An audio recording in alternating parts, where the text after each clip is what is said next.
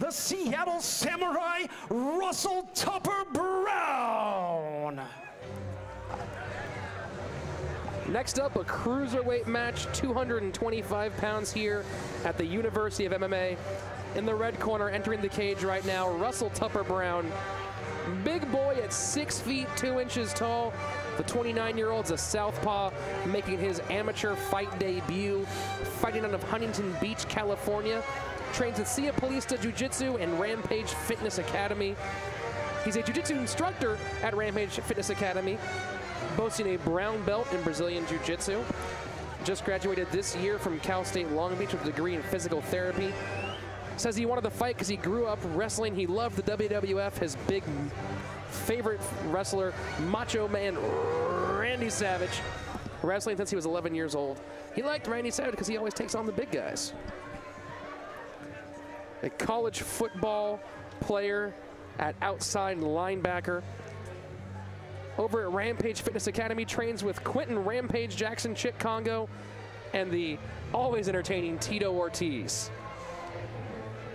He said about tonight's fight, it's going to be exciting. I'm going to do my best and let the chips fall where they may. He's the single dad of 6-year-old son, Roman. Roman is a gray belt in jiu-jitsu. When he's not fighting, Russell Tupper-Brown says he's on daddy duty.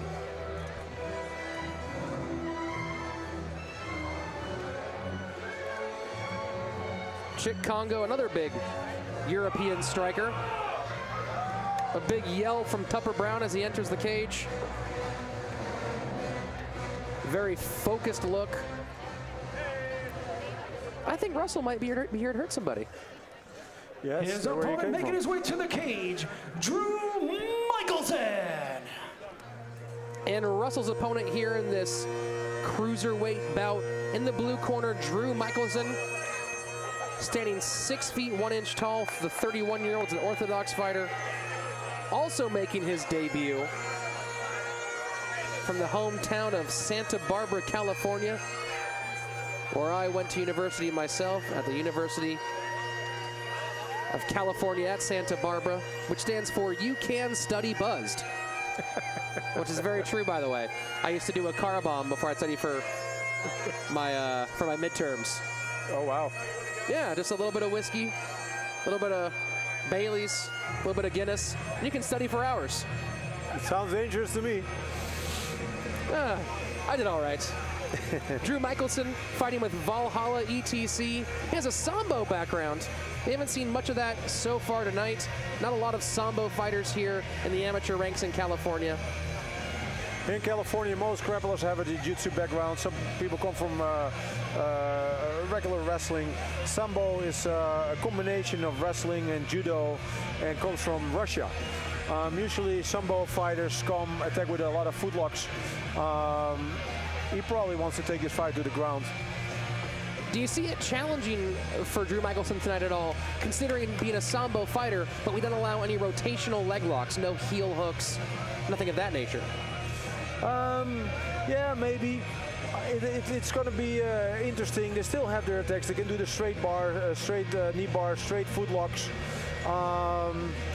So usually the Sambo fighters, they will attack from different angles. They don't fight so much for position, but they go straight for submissions. They have a lot of unorthodox arm bars too.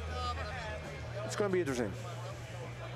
This next fight is brought to you by OTM Fight Shop. It's scheduled for 3 2-minute rounds in the cruiserweight division. Introducing first, fighting out of the red corner, mixed martial artist making his debut. He stands at 6 feet 1 inch tall and weighing at 225 pounds. Representing Paulista USA and Rampage Fitness Academy from Seattle, Washington, the Seattle Samurai, Russell Tupper-Brown. And his opponent across the cage, fighting out of the blue corner, a Sambo fighter also making his debut. He stands at 6 feet 3 inches tall and weighing at 222.6 pounds, fighting with Valhalla from Santa Barbara, California, Drew Michealsen. Drew Michealsen, 6'3", not 6'1", a big boy over there. Round one coming your way right now. Russell Tupper-Brown on the red, Drew Michealsen on the blue. Ooh, big kick. Tupper-Brown throwing kicks early. A nice left hook catches him, but Tupper-Brown drops Michealsen on his back with a big slam directly into side control. That was a beautiful takedown. Fighters now scrambling for position. That was a gorgeous slam. There you go, baby. Tupper-Brown quickly moves to mount, doing his best to throw in some ground and pound. Michealsen trying to fight off the mount, doing his best to escape. His arm. A nice armbar move, but Tupper-Brown didn't secure it before he leaned back. Lost the armbar, but now taking the back here of Drew Michealsen. Tupper-Brown, the early aggressor after catching that left hook early. Russell Tupper-Brown moves pretty quick for a big man. There you go, John. Takes the position, has the hooks in, it looks like, and he's flattening him out. This is bad for Drew Michealsen. What's Drew need to do in this position?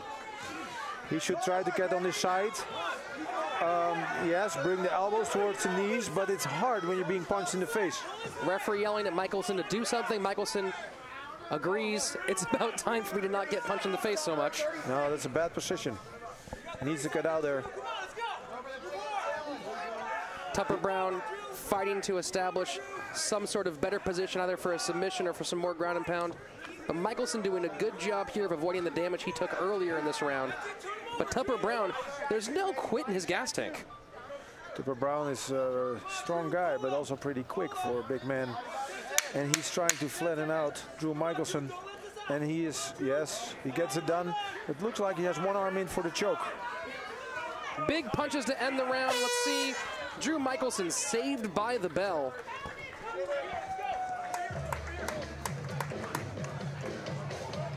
To be honest, I'd rather be hanging with Zach Morris than taking punches like that.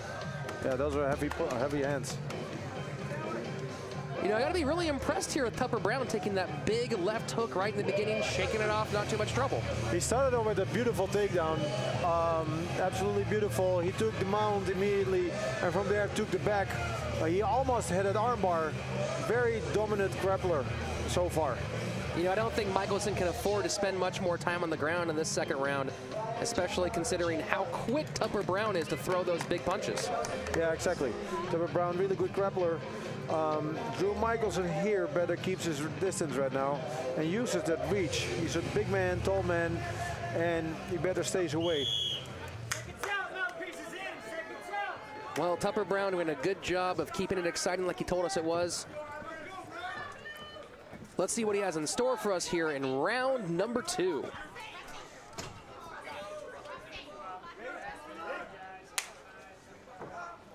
Michealsen not shy, coming out early, getting in the center of the cage.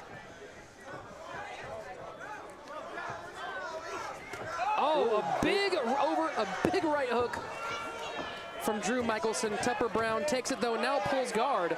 Oh, but ends up mounted by Drew Michealsen. I don't think Tupper-Brown intended that to happen. That looked a bit like a desperate move. He figured to bring it to the ground and stay out of those punches. Michealsen has an armbar available. Will he take it? He does take the arm, but a little bit too late. Looks like he's now trying to turn it into an omoplata. Omoplata. He's keeping the top position. He also has the arm. He's turning that one. Wow, a nice tap. Beautiful maneuver. Drew Michealsen turns what looked like a failed armbar attempt into a nice omoplata. Russell Tupper-Brown taking a minute here to recover. Unbelievable, he totally turned it around. Came out with those big punches and then totally dominated on the ground. You know, it looked like the referee and Drew Michealsen were a little late in communicating with each other about the end of that fight. But wow, what a finish. That was a great fight. After a very, very good first round, and where Drew Michealsen was in a lot of trouble, he came back strong the second round. You got to be impressed with Drew Michealsen taking the beating like that there in the first round. And then not only having the courage to come back and get in the pocket and trade blows again, but having the wherewithal to follow up. Let's get another look at that submission here.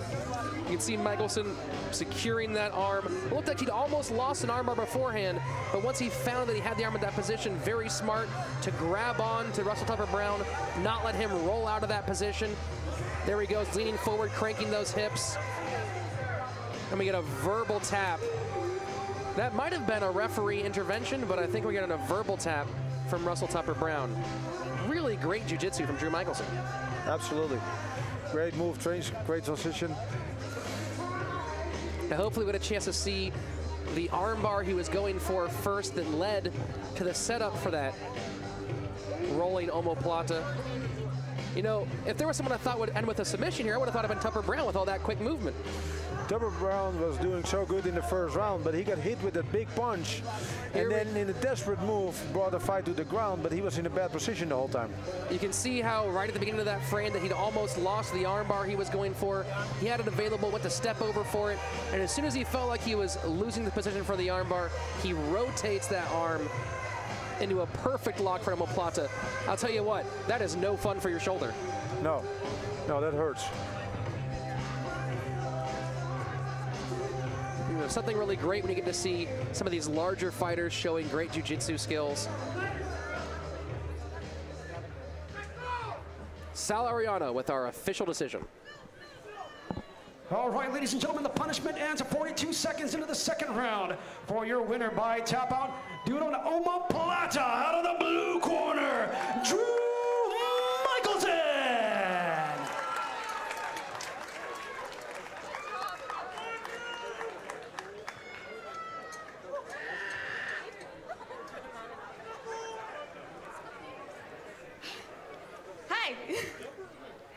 Well, I want the winner. For you.